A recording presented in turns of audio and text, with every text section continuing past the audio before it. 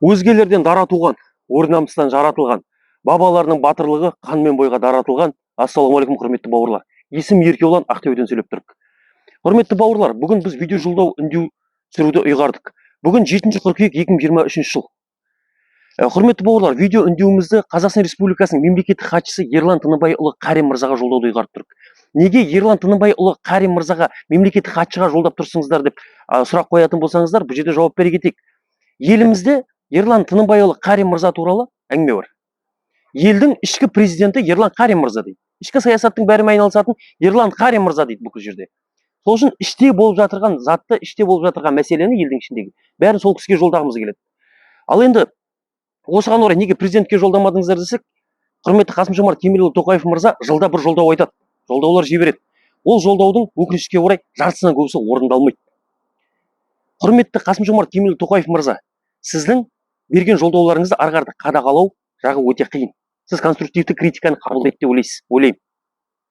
Енді сын түзелмей, мін түзелмейді дейді қазақта. Осыған орай айта кететініміз, біздің президент мырза барады, шетелдерге барады, ел гүлденіп жатыр, анау-мынау бәрін айтады. Шетелмен шаруамыз өте жақсы, бәрі күшті. Бірағында қазақта сөз бар осындайға орай. Кісінеген айғырды үйірінде көр, кісімсіген жігітті үйінде көр дейді. Құрметті Қасым-Жомарт Кемелұлы, сыртқа барып кісімсудің қажеті жоқ, елімізде осындай мәселелер болып жатыр. Енді ол сізге жетпейді бұл видео білмеймін, бірақ Ерлан Тыныбайұлы Қарин мырзаға бірден жететініне сенімдімін. Өйткені осыған дейін көп адам ол кісіге жолдау істеген жоқ. Ерлан Тыныбайұлы Қарин мырза, елдің атынан қойылатын еліміздің ішінде болып тұрған мәселені көре тұра, осы елдің азаматы ретінде Абай атамыз айтқан сияқты, сенде бір кірпішті дүние тетігін таптап бар қалан дегендей, мен де бір тетігіне бір қалам көрейін. Халықтың мәселесін айтып көрейін сізге. Елімізде індет болып тұрған, экономикамызға індет болып жүрген үш үлкен мәселе бар. Ол індет қайдан пайда болды десеңіз, Евразиялық экономикалық одақ құрылғалы бері пайда болды. Евразиялық экономикалық одақ елдерінің төртеуінде 5 ел қатысушы болса, төртеуінде ол заң бола тұра біздің елде жоқ. Ол қандай заң қабылдау керек біздің елге, соны айта кетейін. Елімізде індет болып тұрған, экономикасы тұрау болып тұрған үш мәселені тізе кетейік. Ең біріншісі алғашқы тіркеу жарнасы. Первичный налоговый регистрация дейміз. Шетелден мүліктерді әкелген кезде автокөліктер бар соның ішінде. Ең басты мәселесі осы шетелдік көліктерді кедендік тазартудан өткен кезде 85% Ресей еліне түсуі. 6-да 9% ғана Қазақстанның еншісіне қалуы.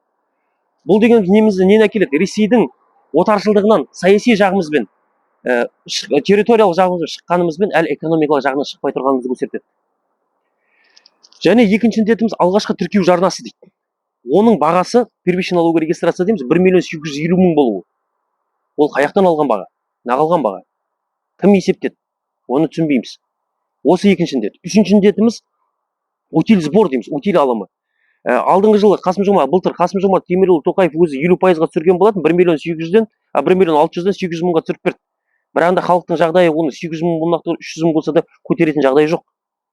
Ең төменгі айлық келесі жылдан бастап 85.000 теңгені ескеретін болсақ, оның бағасы өте үлкен. Бір утиль алым төлеу үшін бір адам қаншама ай жұмыс жасау керек, ішпей, жемей, кимей.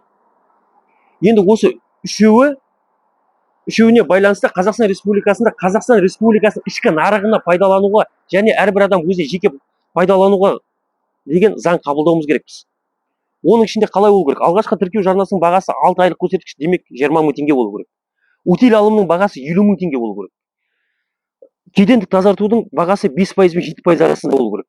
Өйткені бұл талапты қойып отырғанымыз заңда кәдімгідей дұрыс основаниясы бар, асты бар зат.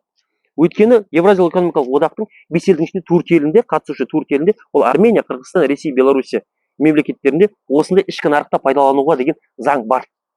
Біздің елде де сондай керек. Осы заңды қабылдауды талап етеміз. Осы заңдың болуы, бұл заңды әкелуіміз тұрғын үйдің бағасын түсіреді. Өйткені құрылыс материалдар арзанына кіретін болады. Логистика, тамақ бәрінің бағасын түсіретін болады. Логистиканың асын сызып тұрып, жирныймен Қасым-Жомарт Кемелұлы Тоқаев өткені 1 қыркүйек 2023 жылы өз жолдауында да айтқан болатын. Соны орындауымыз керекпіз. Және де осы үш індеттің болуына байланысты елімізде осы күнде, осы таңда 1 қыркүйек 2022 жылға дейін кірген автокөліктерді заңдастыру деген мәселе пайда болды.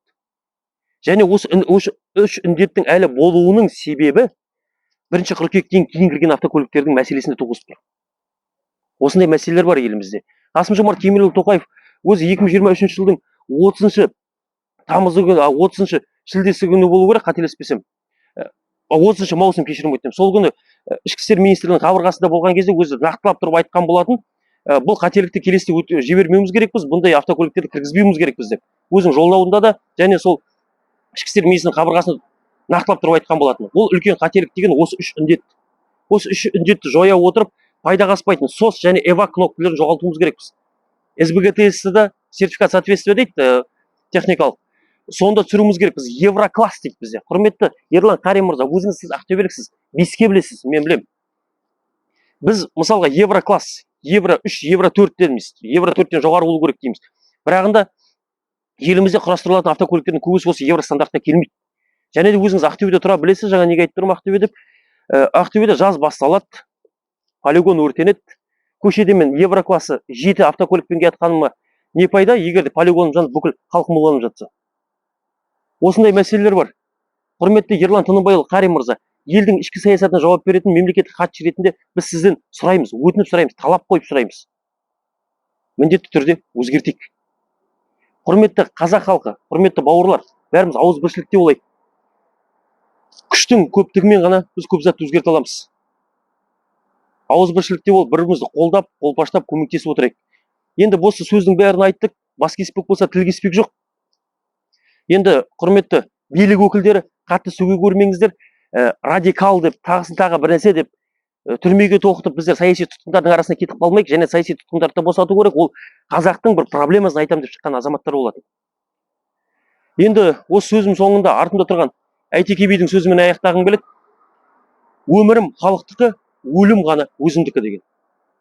Бүкіл өмірімізді халыққа арнайтын, халықтың болашағына арнайтын, болашағымызға, ұл-қыздарымызға, балаларымызға арнайтын азамат болайық. Ол шенді бол, шенеунік бол, жай ғана халық бол. Ара-жігін ажыратып білмейік.